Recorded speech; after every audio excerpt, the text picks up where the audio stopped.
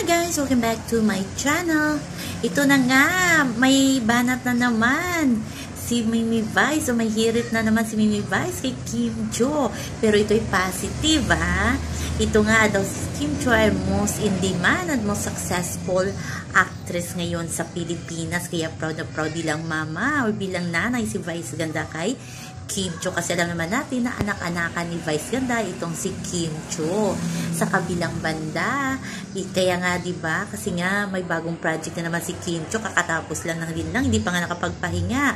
May What's Wrong with Secretary Kim na naman si Kim Cho with Paolo Avellino na naman. At sabi nga ng iba, super bagay daw kay Kim Cho at kay Paolo Avellino ang role nila sa What's Wrong with Secretary Kim. O, diba? Kahit ako, bagay na bagay ang Kim Pao sa screen, pero di natin alam sa real life. O, diba? Chill-chill lang tayo pag ganon.